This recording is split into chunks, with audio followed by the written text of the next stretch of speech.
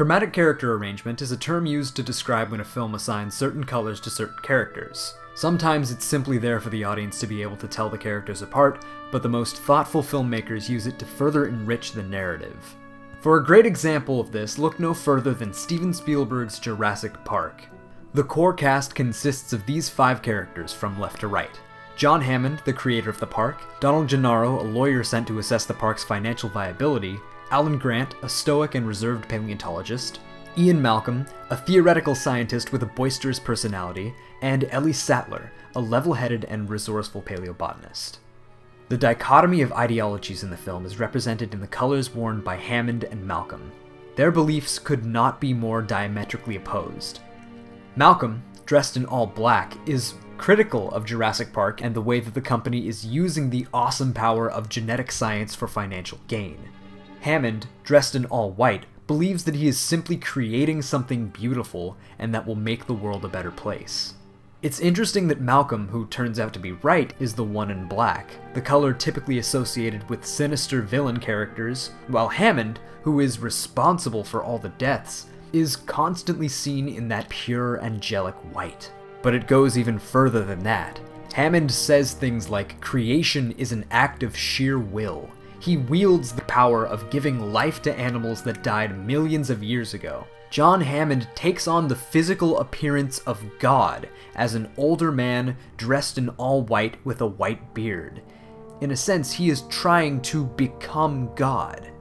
In the middle of Hammond and Malcolm is Gennaro, the lawyer. The way he switches ideologies from Malcolm and his skepticism to Hammond and his vision is represented chromatically by having him dress in gray, somewhere in the middle of their black and white.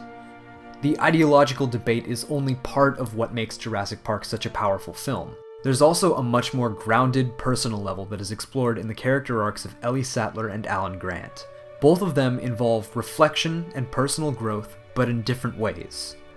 You'll notice that they're dressed in blue and pink, the most obvious colors involved in gender association. Dr. Grant takes the kids and protects them, a role typically tied to femininity and maternal identity, yet he is dressed in bright blue. At the beginning of the film, he hates kids, and even terrorizes one with a velociraptor claw. Later, he meets Lex and Tim, who are dressed in colors that mirror Dr. Grant and Dr. Sattler. Over the course of the story, he realizes that the kids aren't all that different from himself. He throws away a raptor claw, the very item that he used to terrorize the kid at the beginning, illustrating his change as a person.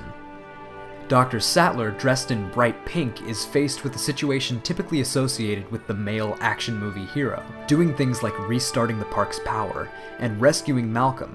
She starts off in awe of Hammond's creations, but as things go awry, she realizes how wrong she was and even talks some sense into Hammond. Grant is given a maternal feminine role, and Sattler is given a heroic masculine one, demonstrating that we shouldn't be constrained by gender roles. The film plays with this subtle subversion in a way that feels genuine and honest. Storytelling should not be limited to plot and dialogue. We should analyze films like Jurassic Park to arm ourselves with the tools to both perceive and tell stories that are engaging and meaningful. Thank you so much for watching this episode of Color and Storytelling. If you enjoyed it, I also have a previous episode I did on Guillermo del Toro's Pacific Rim that you can also check out. This video is a part of a series I'm doing called the Jurassic Countdown, in which I'm making a video a day leading up to the release of the new Jurassic movie. Some videos will be more serious like this one, others will be kinda silly, but it's all very interesting stuff and I hope you'll join me for it. Thank you again, and stay tuned.